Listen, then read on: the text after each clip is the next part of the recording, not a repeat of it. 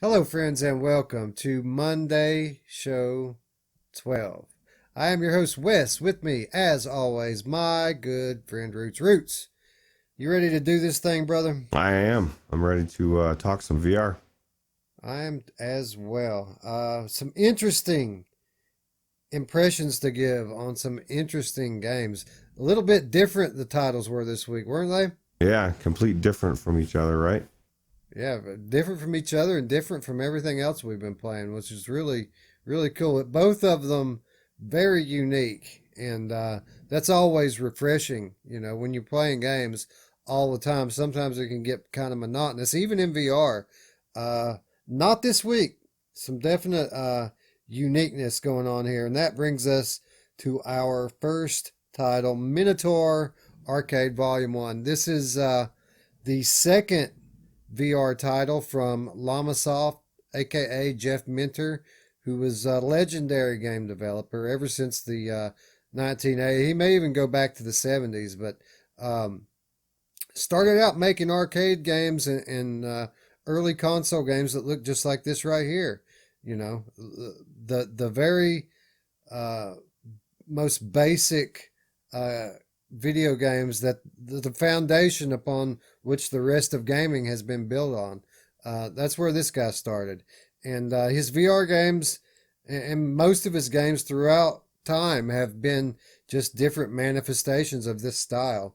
And honestly, I could say as cool as they were back then, just as cool in VR and original. Wouldn't you think so, Roots? Yeah, this game, the visuals and the way that everything's flying at you, and I don't know if you how far you got, but sometimes you get enough of those things in a row, those tiles that are flipping that give you extra special weapons that I've seen some weird shit happening with like spirals and to the point where everything's dying and I'm like, holy shit, what is going on? It's really cool. I think they really nailed the I mean, just like, everything he's done, it's visually stunning.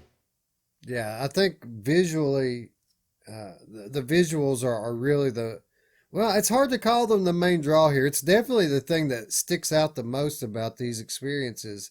Um, but it's also a nostalgia machine. You know, these are actual old games. The Minotaur Arcade is an actual collection of two old games from way back in the day that were real arcade games. And the whole premise here with VR support is like you're inside the game, but he doesn't make it uh, just like you're inside the actual game, but like it's it's like this psychedelic digital 8-bit world or 4-bit or whatever it was back then. And it's trippy as hell. You can tell the guy's a little bit unhinged. The two games are this one. This is a game called Grid Runner, which is your basic arcade shooter, play something like Centipede, but obviously a lot more going on here than that. And then there's also a platformer called Goat Up, which is kind of a cylindrical level with platforms attached to it, and you just continually climb forever.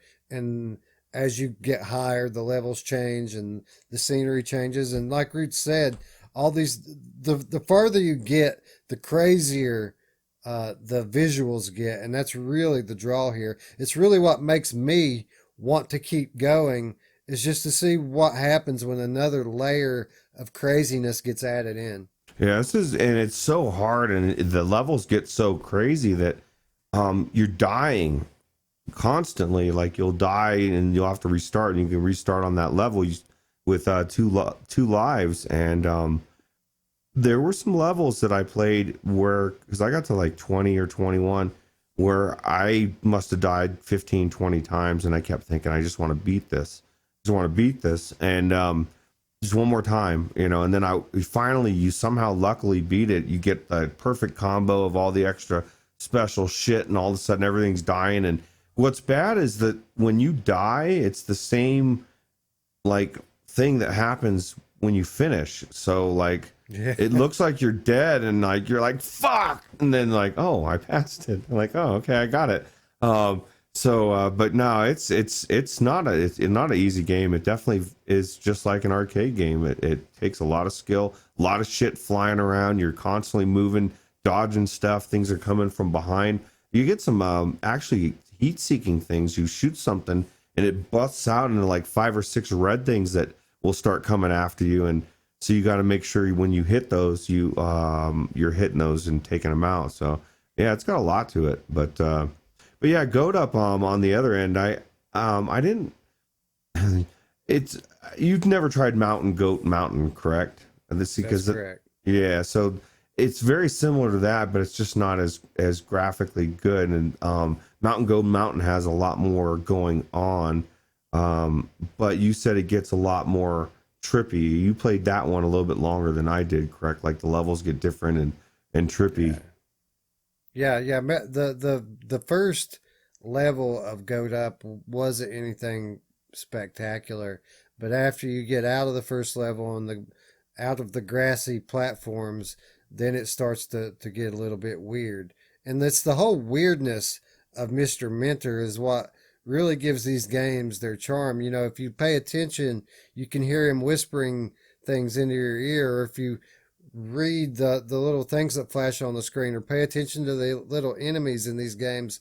They have little jabs at, you know, socio-political topics or just whatever. This guy is strange. And I think that it's his strangeness that gives these games their charm. But yeah, definitely as you get up, just like Grid Runner, just like Polybius, as you move on through the levels, this thing definitely ramps up the intensity.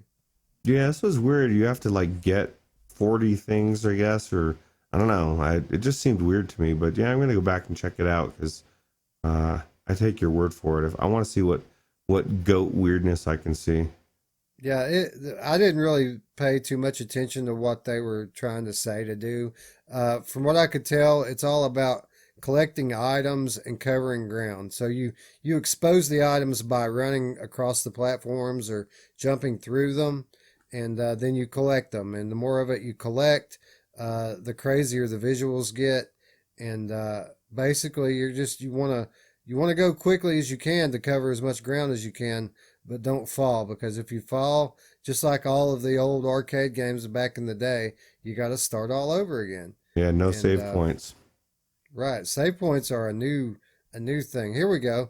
Did you make it to this No, point? no. Watch how the platforms turn all rainbowy and the enemies turn all weird, and the 3D graphics get super trippy. It's I'm willing to bet that Mountain Goat Mountain doesn't do this. Look at your No. character here. No.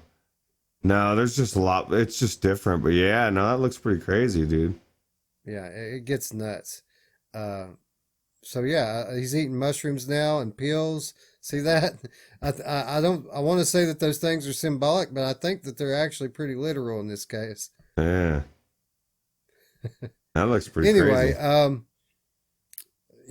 this is like we mentioned before. This is Mr. Mentor's second title in VR, following up Polybius, which came out in 2016.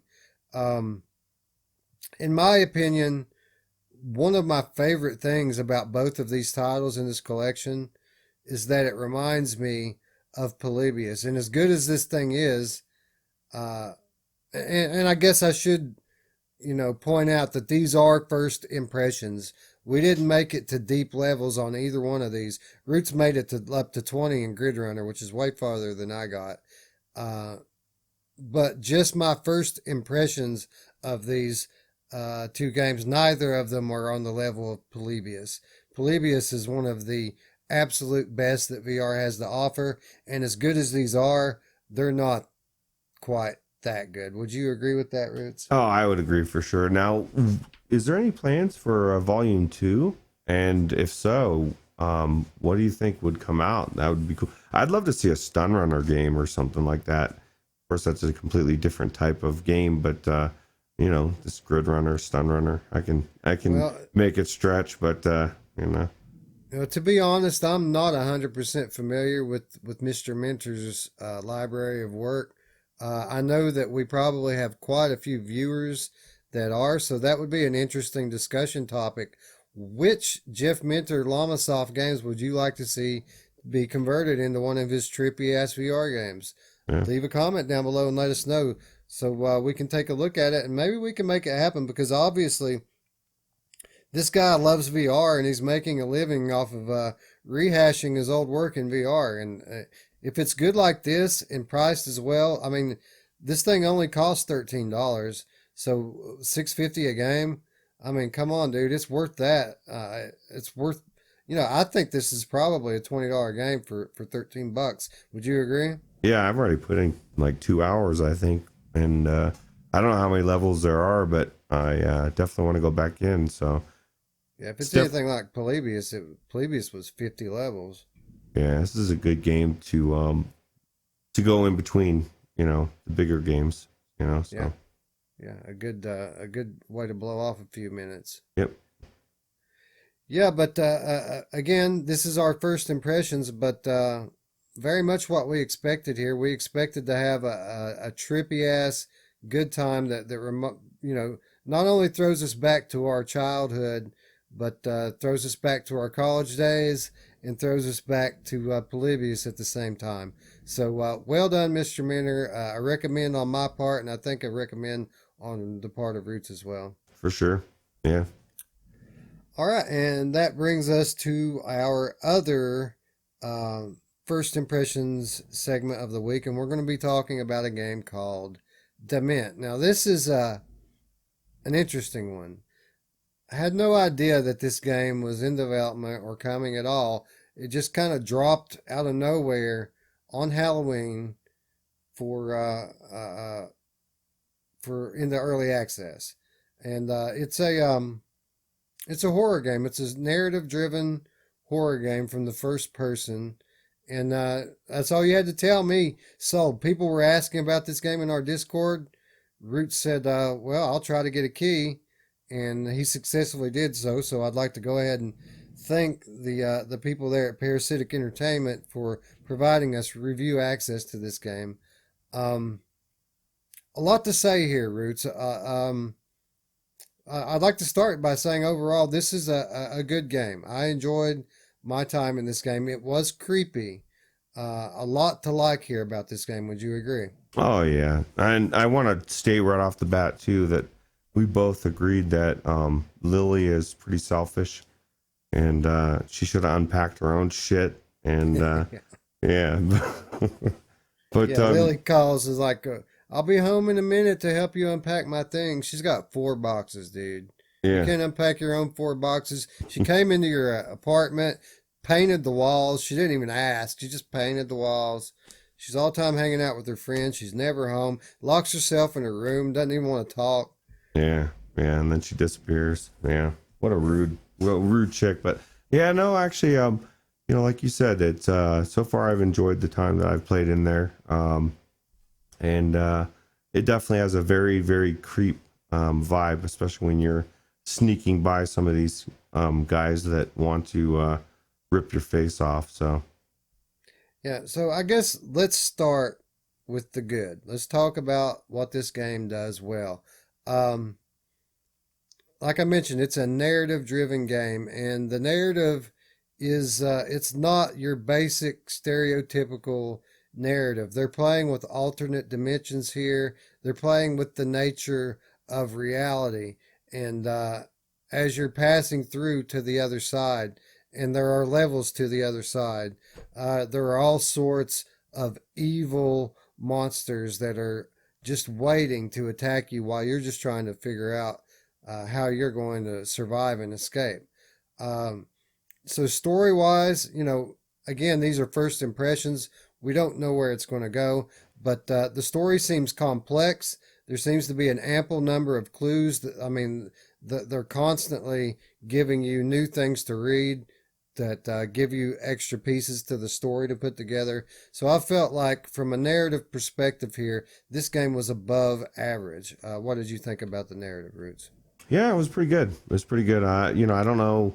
I didn't read all the clippings and the creepy book that you read. You know, you get some undead book, or I don't even know what. I guess it's right there. This right here, the book of what is it called? The book of something flesh. Yeah. And so you get all these clippings as you're going along. And so you were constantly going in there reading the story and stuff. So, you know, adding more to what's going on. But yeah, it definitely seemed like the story was going in a good direction. So, And the voice acting did a great job. You know, I will most indie games that employ voice actors, you know, a lot of them won't even do it. They'll just have subtitles instead of voice acting, because most of these independent developers that hire voice actors, they just suck.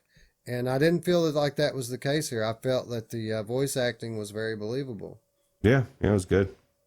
as well as the sound design. I mean, uh, a lot of the strength of this game is building tension through the atmosphere, and a lot of that was lighting, and a lot of it was sound design. Again, two things that I thought that this game did very well. Yeah, there was always noises, screaming in the distance, or those creatures make a weird noise. So I don't know, man. Like just sneaking by them, crouching down and sneaking by them, and having to turn your flashlight off because that will also alert them. And then now you're creeping through the dark, and yeah, it's pretty creepy. Yeah. What would you think? You know, I've listed here that the audio, the lighting, the voice acting, and the narrative, those were probably the strong points for me. What were the strong points for you? I would probably have to agree on that. I mean, I liked, you know, a lot of the different things, like a lot of the items. I mean, I didn't care for the UI as much, but they really had a pretty elaborate system as far as what you could use and pick up, you know, and all the things. The map was very interactive as well. I like that. So, but The Book of Tattered Flesh. yeah, that's what it is. Yeah. See, this A lot of person's looking information pops up in the Book of Tattered Flesh. That was one of the things I really liked about, not only like this was the story detailed, but the actual gaming concept was very detailed. There was a lot of different aspects to your character, you know, stamina, health, uh, kind of role playing game, almost RPG level of detail to the gameplay mechanics here, which was a bit surprising to me. Yeah, I wasn't expecting that. It was kind of frustrating though when I found the lead pipe and was attacking one of those guys, and my stamina kept running out. But I don't know if you can build your stamina or not, or maybe I just need to slow down. But when something's attacking me and in my face, I get a little flustered, start swinging wildly. They need like a little area where you could go do some cardio and get that stamina up. Like old school Sims, right? I'm gonna go yell in the mirror or something, you know. Yeah. So yeah. Definitely. You know. The things we've listed here are the foundation for a very good game. You know, most games don't have a lot of the things that this game does well. Um, Now, I guess we should address the elephant in the room here. We had high expectations for this game, very, very high expectations going in. Why is that, Roots? Oh, well, looked at the price and I was like, wow, that's the same price as Asgard's Wrath. And everybody in the Discord said the same. Even today, Drillo was like, oh man, you know, can't wait to hear about that game. It's got to be amazing at that price. So I was expecting, you know, a little bit more, you know, of a game than what I saw. You know, game is great, but it's just really high priced. Yeah, yeah. This game retails for $40, and it's on sale right now. There's a launch week discount. You can get it for 36. Um, which I don't know. Maybe the developer is coming from a flat background and doesn't realize what $40 is to the VR community. But the way games are priced in VR, $20 is a good game, $30 is a great game. The elite games are $40. And with this game being priced at $40, I expected at least a top tier, one of the best that VR has to offer in every category. And while this game does a lot right, there are some things that it misses on. The graphics, sufficient. I mean, the lighting was very good, and after you get out of the original area of the game and get into the darkness where you're using the flashlight, the graphics really work. But I mean, these, what would you say, Roots? PS1, PS2 era graphics here? Yeah, I mean, and everything looked really good, super sampled, looked sharp, and they did the lighting really well. It's just like you said, it's not, when I went into Asgard's Wrath, even though I had watched many videos, opening videos, and everyone had the hype, I was all hyped. I went in and I was still like the first 20 minutes, like, oh my God, I just kept thinking, wow, like, wow. That's $40. And we were just talking about this before we started recording. Maybe it's not most of these devs false in the sense that Asgard's Wrath is probably not a $40 game. It's probably a $60 game, is what you were saying. And I agree. We've got that for a good price. And unfortunately, for a lot of other games, it's kind of set the bar where it set it. That being said, this is already supposed to be 10 hours long. They're going to add another 4 chapters. So maybe after early access, when they're done, you were making the case that's the time to maybe raise the price, correct? Yeah, well, I want to be very clear about this. We're being very critical of the price tag on this, and these are just first impressions. We did not finish this. We did not come close to finishing this, but this game very well could turn out to be worth $40. It could be one of the best games that VR has to offer. I'm just saying, based upon my limited amount of time in it, this does not seem like it's going to be a $40 game. And I know the dev has stated that they're pricing this game based on what they think that it's going to be when they finish. When it comes out of early access, they expect this to be, around a 20-hour long campaign, which is great. But I don't know how many people are going to buy it before then. It's not like your early access price has to be your full release price. We just saw Beat Saber, for example, stay in early access for $20 for over a year. But when they came out and they came into full release, they upped it to $30 because the game had more features and it wasn't in early access anymore. I think that by releasing this game at $40, you're doing yourself a disservice. And I know you've worked on this game for 3 years and you want to be compensated for that, but it's going to have the opposite effect. Most people aren't going to pay $40 for a game with this level of graphics, and the ones that do are going to have overinflated expectations. And when they get in it, they're going to have these high expectations. The game, even as good as it is, isn't going to live up to that. And then they're going to leave bad reviews, and then nobody's going to buy it. So I feel like if you price this game at $20, $25, tell people that more content's coming later, I feel that not only will people keep the game instead of refunding it, but it's going to manage expectations a lot better, and you're going to get some good reviews, and people are really going to step up and buy it. Because like I said, I did enjoy my time in it. I thought this was a fun, scary, creepy game, and I'm definitely going to go back in it and try it more. But even 20 hours of what I've played here, I don't think would match the $40 price tag.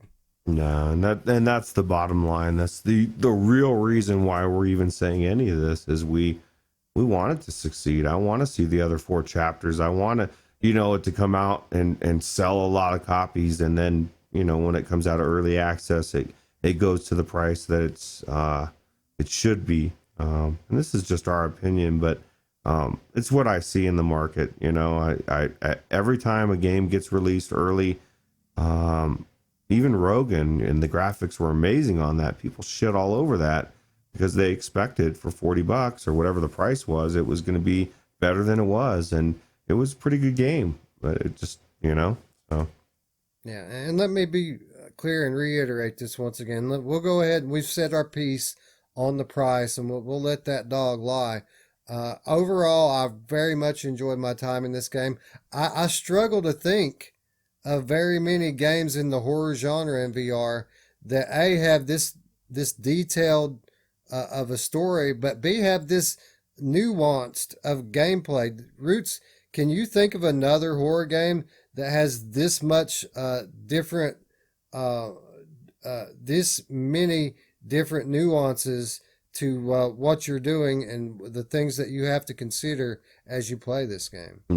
no, I think, and I you know, I do think it's a good game and worth playing. So, you know, I guess I don't even know what else I was gonna say. Yeah, it's a good game.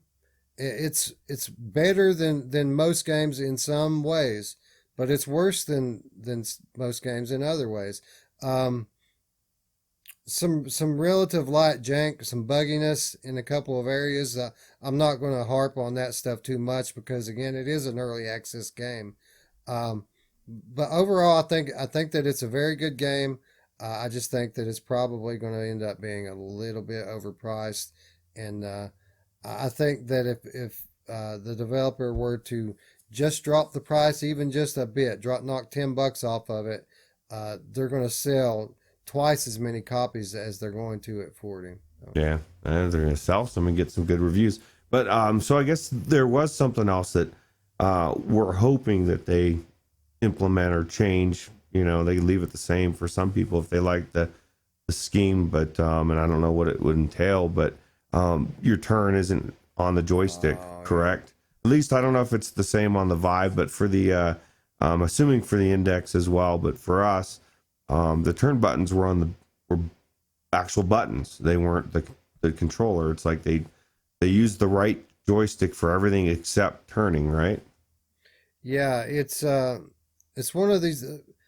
It's a double-edged sword. I just explained to you that there's a lot going on with this game. There's a lot of different things, different functions, different actions that you're performing simultaneously in this game. As a result of this, there's not enough buttons on the controllers for every function that the game developers want you to be able to use here. So uh, the way that they've dealt with this is instead of implementing stick turning with the right stick, they've implemented button turning.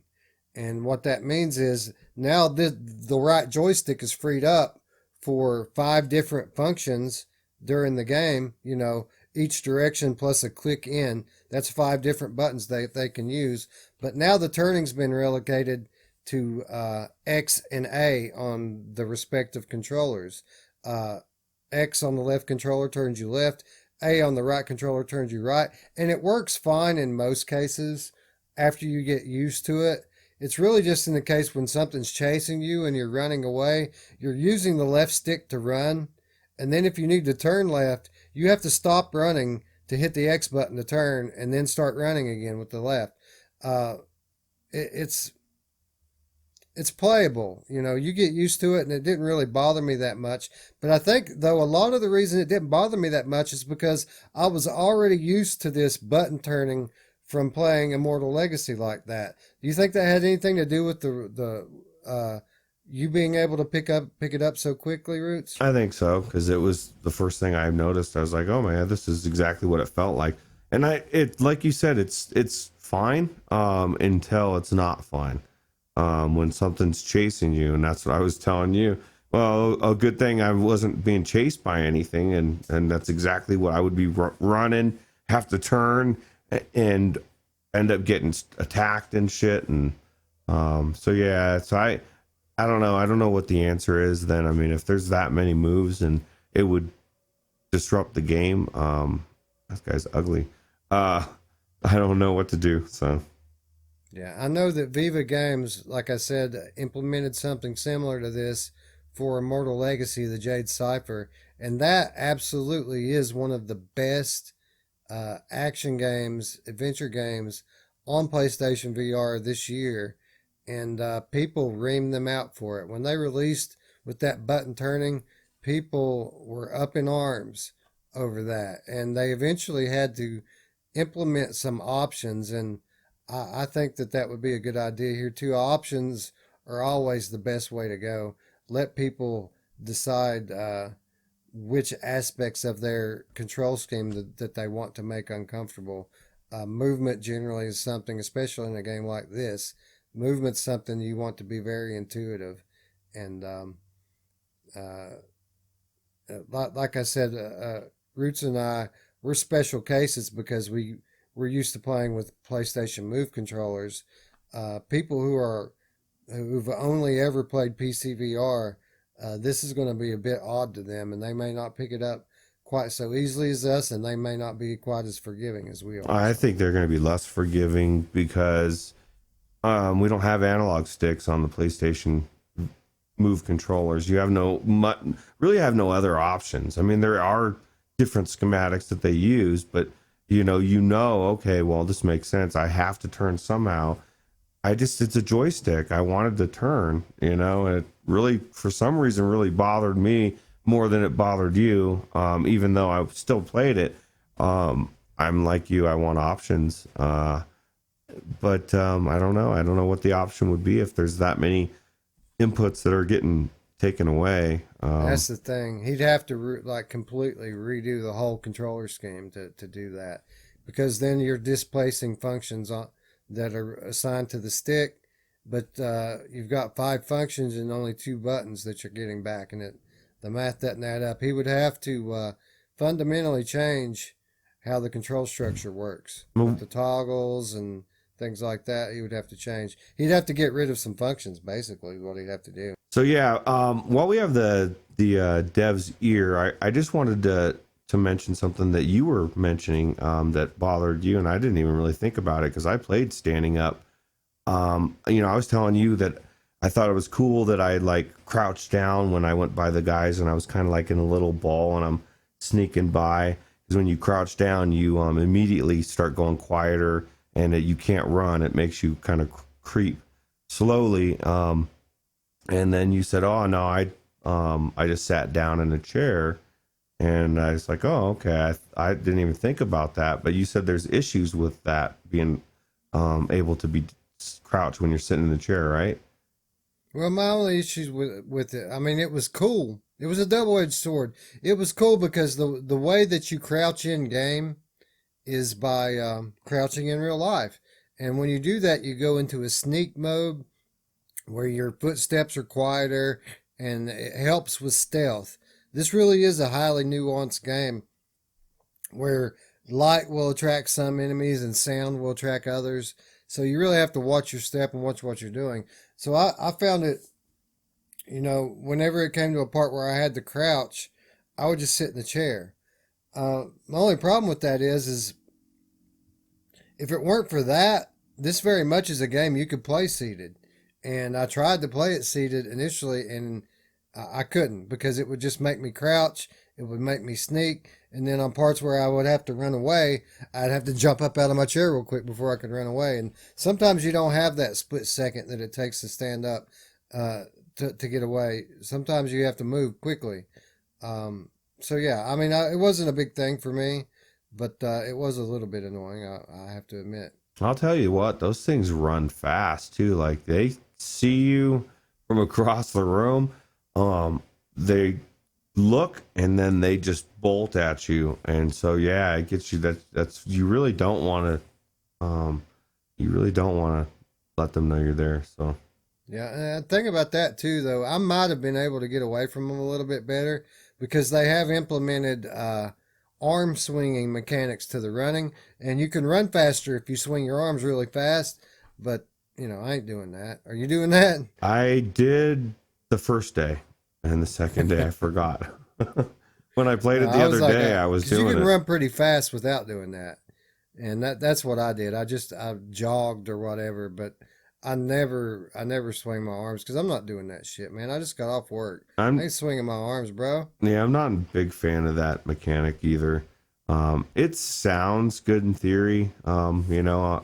I want to feel like I'm really walking, but I don't walk that way. So, No, you know, right, exactly. not power walking down the street. So, Yeah, but and the first time you crack your knuckles on a table doing that shit, it'll be the last time you do that shit. yeah, or your TV, bust your TV. Yeah, I This know, isn't right? not supposed to I be the don't like TV doing any buster. kind of violent movements in VR. I like nice and calm. Yeah, I don't understand like why you have. Has anything bad ever traumatizing ever happened? A TV Well, breakage? No. may my poor TV rest in peace. Yeah. As pieces, rest in Pieces. pieces. Yeah. All right, so I know that came off a lot more negative than Roots and I wanted it to because again, this is a very good game. It is a very good, very scary, very uh, detailed story, very detailed gameplay. It's better than most horror games in VR in most ways. It just has a couple of things that are holding it back. Uh, the really the only major issue I have with it is the price. And again, these are first impressions, so who knows? Maybe it turns out to be even better than I think it's going to be, and maybe it justifies that price tag. But the only problem is, I don't think anybody will ever find out if it is because I don't think people are going to buy this game at this price. Nah, unfortunately not. And like you said, even at 20 hours campaign so far, it doesn't. I don't know, man. It just seems too high. So, Yeah. Yeah. All right. So with that we'll wrap up our first impression segment of the games we played this week. Do either of these games look cool to you? Or are you going to be playing either of them? Be sure to let us know in the comments below, or you can join our Discord where the conversation is ongoing there constantly. Maybe you have a question for the developer of Dement. Well, he's been hanging out in the Discord the last couple of days, so if you want to talk to him about this game, uh, specifically ask him any kind of questions. He's made himself very available. This dude has been super cool, not only by giving us access to this game, but being willing to engage in dialogue about it. So take advantage of it. Go on the Discord, talk to the guy, let him know what you want, and maybe we can have a little influence on this game and help it to fulfill its potential. And it has a lot of potential. yep. All right, so that's going to bring us into our topic of the week. And this one is a bit, I don't know, it's a bit convoluted. It's a bit hard to explain. We all have our games that we like to sink our teeth into. Games like Dement, games that you really have to think a lot about what you're doing, about what's going on. Large worlds, involved gameplay, taxing mentally, taxing physically. But we can't play these games all the time. And sometimes we just want to sit down and chill and just relax and play a game for a few minutes. And we all have our go-tos, right? Our go-tos that we can pick up for 20 minutes, play a little bit, relax, put down, and then move on to our next Fallout, to our next Skyrim, our next Asgard's Wrath. And Roots and I call them palate cleansers. After we have the main course, and we have that taste left in our mouth from being a god and slaying mortals, we need to get that taste out of our mouth. We need something to cleanse the palate. And that's what these games do for us. Roots and I have each picked three. I'm sure you all have your own. But we thought we would share our favorite palate cleansers. So, Roots, we'll start with you, bud. What is the first game that you would like to share? What's your number one palate cleanser? All right. Well, I wouldn't say it's my number one, but this is definitely the first one I'm going to talk about. It is In Death. And the thing I love about this game is it's procedurally generated. Every game is different, and you just jump in, go through, see how far you can go. I know this is Anthony from VR 365. He loves this game for that exact reason. Jump in. He's one of the reasons why I picked it up, and it's definitely really good. It's just really good to jump in if you just. A lot of times it's not only the palate cleanser, but it's a game that maybe I don't want to commit to a long game. I just want to jump into VR for like 20-30 minutes. Maybe I'm on my lunch hour, or I've got I have it now this time of year. I have breaks in between stops. I'll come home and play this, for 20-30 minutes. It's great. Yeah, this is another one that I really need to give another look. I never have tried In Death because I don't like roguelikes. I like shooters. I like crossbow games. I don't really care for roguelikes, or at least I didn't think I did. But Until You Fall really changed my outlook on this because I didn't expect to like that game as much as I did. It was really very good, and that's a melee game, and I like shooters better than melee games. You'll love this game because it's almost a explorer, because it's so big and there's different ways to go, and you're trying to find that the right way to the main area. And so you're exploring, and you don't never know what enemies you're going to come across, and if they're creepy, they're sometimes jumping in your face. I think it's really good. Yeah, most people do. I don't think I've ever heard anyone say they don't like this game, to be honest. It looked too repetitive to me. The environments looked too basic and repetitive, like most roguelikes. But people say when you get in it, it's gorgeous, and the gameplay really carries it. So it probably deserves more attention than I've given it. So yeah, maybe for a future, because I told you so, somebody will make me play In Death. Yeah, and you'll be like, wow. I would recommend doing the bow and arrow though, because it does have some of the best bow and arrow mechanics in VR. I like it anyway. The crossbow's cool, but I mean, it's a crossbow. Tried it on your Rift S? I don't know if I've gone back in this since. I don't think I have. I need to. It'd be interesting, not only from a controller occlusion standpoint, but from a graphical, because this is supposed to be a beautiful game on the CV1. It's amazing. Well, and it's got that cathedral feel, and it's got like the music, and it really makes you feel like you're in like a Catholic cathedral. It's good. Yeah. Maybe we should try it out. Maybe we should review it. Yeah. Who knows? It's a good idea. All right. So my first palette cleanser, and I like Ruuts. I'm not going to say it's my favorite. I'm actually going to build up. So we can call it 3, 2, 1 or 1, 2, 3. But I'm going to talk about Gadgeteer for a moment. This is a game we talked about last week on the Monday show because I just tried it for the first time on Oculus Quest, and I can't iterate enough how impressed I was with this game because it was so intuitive to pick this thing up. You had such a sense of presence, even though the graphics are very basic on the Quest.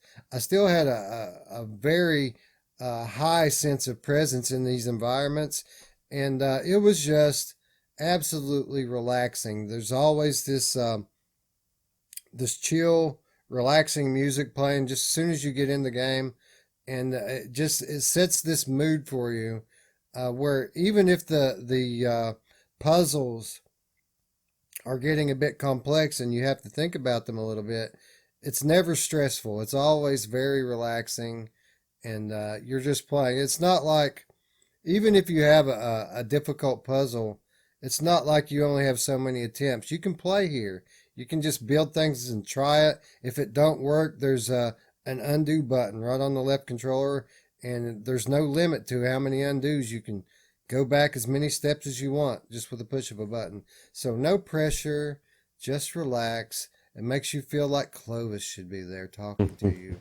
Just talking as we play with the blocks, friends. Well, Go ahead, Ruuts. I was just gonna say, it's one of those games where it's perfect. As you get up there in the higher levels, they do get harder and they get a little bit more stressful. And so, you know, it's, you'll all go in there and play, you know, 2 levels, you know, and then be like, okay, I'm done. I'm gonna go move on to, you know, Asgard's Wrath, and then come back another time. It's a perfect game to drop in, you know.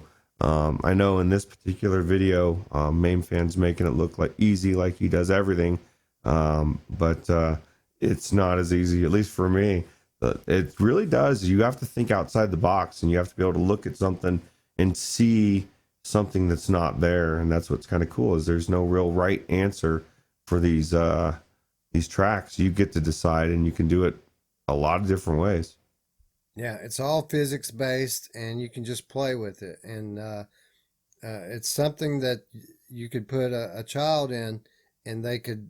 I mean, they may not be able to solve all the puzzles, but they're still going to be able to pick it up. They're still going to be able to play it, and they're going to have fun. And like Root said, it's something that you can play for 20 minutes or 2 hours, and it's a good way to get your mind off of whatever it is that you're trying to escape from. And that by definition is a palate cleanser.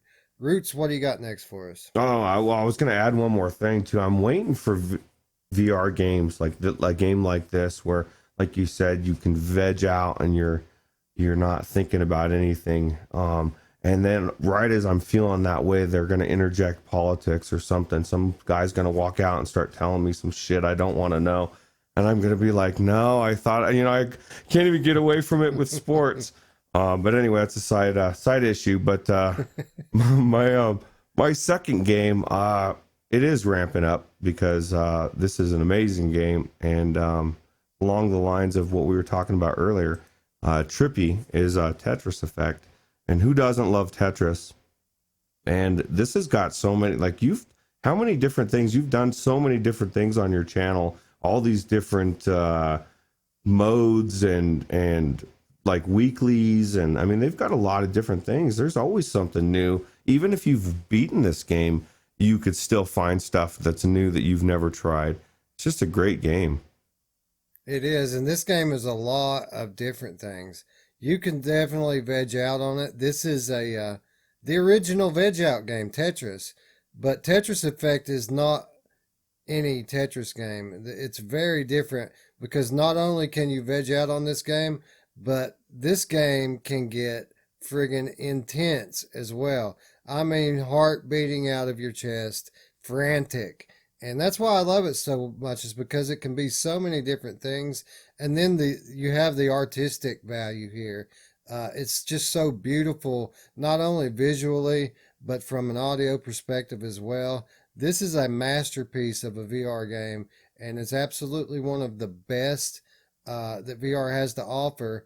And it's a lot of things to a lot of people, and Palette Cleanser is definitely one of those things. Yeah, it's my go-to if I just want to, you know, hang out and chill and watch some trippy stuff when I'm in an altered state. It's great. So. Yeah, definitely one you can pick up. Like Gadgeteer, you can play it for 20 minutes. You can play it for 2 hours, but you can't play it without saying wow. You think you've ever played this without thinking wow to yourself at least one time? No, there's just so much. It's like I was saying, even with that other game we were talking about.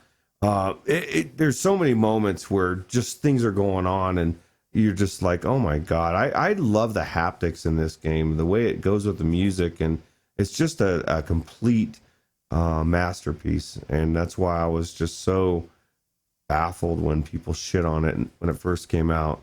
People came around, but it took people a while. So. This is a good example of price. People shit on this because it was expensive. It's people, Tetris. you know, people shit on it immediately because it was what, $40, it was right? $40, and that was a year ago. Yeah. Yeah, this is exactly what we were talking about earlier. Pricing, it can put the blinders on people and cause them to think a game isn't as good as it is, you know, based on economics. It is what it is. It makes a big difference, you know, like when you play a game and you've paid a lot of money for it, it's just going to affect how you look at it. It just it does. So. Absolutely. But this game is beautiful. This game is a masterpiece. It's a great palate cleanser. It's a great main course as well. It's just a great game. All right, my number two is also a great game. It's one of my favorite games. It's a game we also were talking about and referencing just a moment ago, and I'm talking about Polybius. Uh, Polybius is the first VR game from Jeff Minter, and this game is deceptive in what it has you believe that it is. This game comes off like it is an arcade style shooter game. That is not what this is. That's what it looks like. That's what it is on a very basic level. But this game is a concentration game, friends. This game is a sensory overload game. They throw so many visuals and sounds at you at once, but it's all meant to distract you. What the object of the game is to focus on where you're flying your ship. What you're shooting at is secondary. It's all about where you're flying your ship. And there are cues hidden in the environment that they expect you to pick up on a subconscious level. And that may sound far-fetched, but that's exactly what happens. Am I exaggerating here, Ruuts, at all? No, it's you end up to a point where you're doing shit and you're like, how am I doing this? The whole idea, you would think, okay, that you see those things that you go through every time you go through one of those, well, whatever you want to call them, gates, I guess. They're gates. Yeah, you pick up speed, and it makes it harder to go around these things, and so you think, oh man, I'm just gonna skip those. Well, you get up to such a point where you'll actually start going through stuff, and you almost have to go through those gates. I mean, and you'll get to a point where you're going so fast, and you don't even know how. I get to where I can't even see my ship, and I'm like, what is going on? Where is my ship? And I'm like, kind of freaking out, but I'm still not dying and shooting stuff, and it gets crazy. It is crazy, and this is not a relaxing game. This is actually one of the most intense VR games that I've ever played.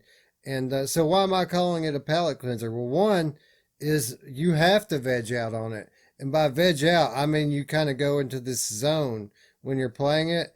And it gets to the point where it's kind of like you're not playing the game, but the game's playing you. And basically you're making moves and doing things just as a reflex, as a reaction. And this is a game that I played through. There are 50 levels to it. I played through all 50 of it, but I largely did it 20 and 30 minutes at a time in between other long game sessions. So I would be playing something Resident Evil or whatever I was playing at this time, and after I would get done, I'd want a break. I'd want to wind down. What would I do? I'd pop on Polybius and play it, beat 5 levels, and then either go on to the next game or just go to bed or whatever. But that's how I used it. So if I used it as a palate cleanser, then it obviously is one, right? Right. Yeah.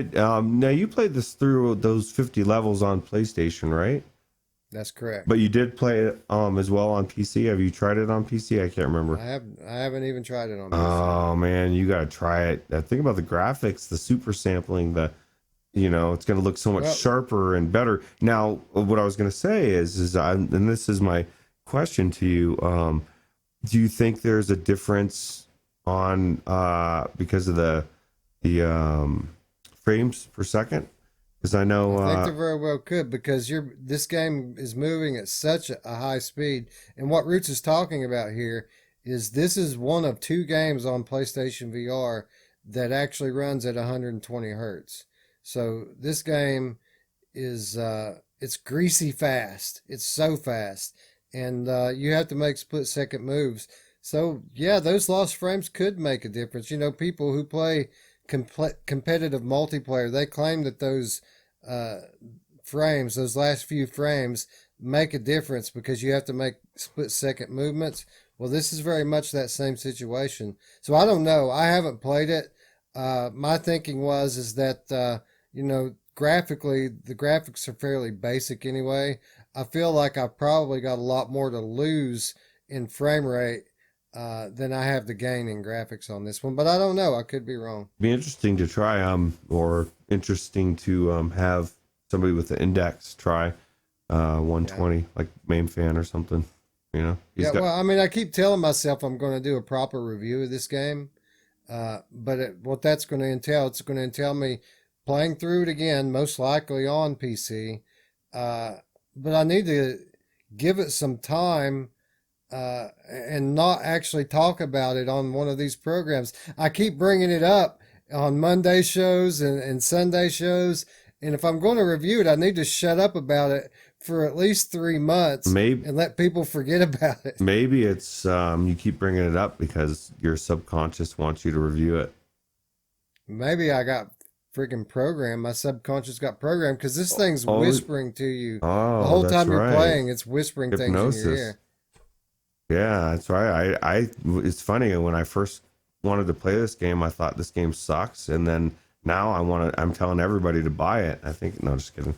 But no, that'd be a good ploy. Actually, this did have some kind of a thing like that back in the day when it was an arcade game, right? It was like a conspiracy Right. that it was hypnotizing people or something. Yeah, it was a well. It's a the title of the game Polybius is based on a myth or a legend that there was once an arcade game called Polybius. It was only in one arcade in the Seattle area, or a few arcades in the Seattle area in the early 1980s. People played it, didn't care for it very much on the first playthrough, but somehow it was very addicting. They kept coming back to playing it. Then they started losing time, losing memories, becoming nauseous and dizzy. And rumor has it that the game was being serviced by pretty much men in black, suspicious individuals who didn't talk much came in to Mm-hmm. service these games and took some kind of data out of them. So it's a conspiracy theory, it's a myth and a legend, but I can see it kind of fits here because he does put subliminal messages in this game, and it's all for fun, or at least it seems like it. But they are 100% in this game. There are subliminal messages. Yeah, that's fun. It is. It's great. Good times. Good Yeah. times. All right. Enough about what is, in my opinion, a must-own game, palate cleanser or not. $16. If you don't have Polybius, what the hell are you doing? I mean, come on. Roots number one. All Hit me right. with it. So my number one is also a game that I need to stop talking about every other week. But how do you stop talking about this game?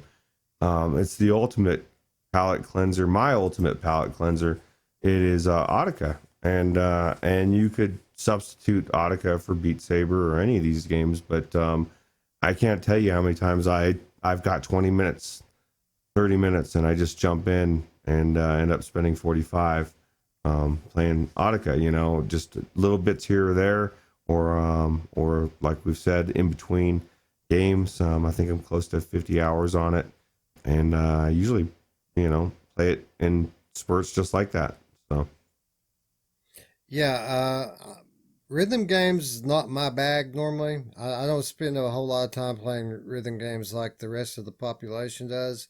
But of those I have tried, Beat Saber included, this is easily the best one. It's absolutely beautiful graphically. There's a lot of variety in the music. There's a lot of variety in the gameplay, and that's really the main thing for me. Uh, the gameplay is very nuanced. It moves you around left and right. It takes up more of your field of view, and there's more actions. You're not just doing one thing. There's one of any number of things that the game is going to require you to do at any given second.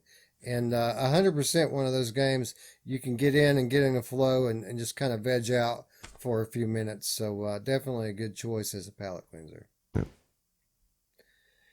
All right, I guess that's going to bring me to my number one, another game that I've talked about and raved about on this program before. One of the OG original great VR games, Headmaster. And I've been thinking about this game a lot lately. It just received out of nowhere a pretty substantial update with loads of bug fixes and upgrades to the gameplay. Makes me wonder, is this game coming to Quest? Makes me wonder, are we getting DLC? Makes me wonder, are we getting a sequel? All of that would be welcome news to me because this game is absolutely a blast to play and is one of the most addictive games from a gameplay perspective that I've ever played. For those of you who don't know, this is what you're seeing here. It's a soccer heading um, trainer program. Basically, they kind of have you in this prison camp where you're tasked with learning how to head soccer balls, and it's very very creative. Uh, the different things that they throw at you in these levels, and I don't want to do a full review of it here, but this is a great game, and again, a game that I played through completely. I got every star, scored 100 on every exam, and I did that 20, 30 minutes at a time in between other games, just like Polybius. So 100% one of my favorite palette cleansers in VR. Yeah, this is one of the games that when I first played it, because we talked about it briefly on another show, I didn't know what the hell Headmaster was, and then I literally just downloaded it and threw it in, and I was like, oh, okay, it's a soccer heading game. I played soccer for when I was a kid for like 10 years, and the it's very very accurate as far as the heading, and it was really good. It just, as I went through level to level, like you said, very unique, different things, very bizarre. The story's really funny with the prison camp, and it was just head and shoulders better than I thought it was going to be. Once I realized what it was, I thought, what the hell, soccer heading. But it's really good.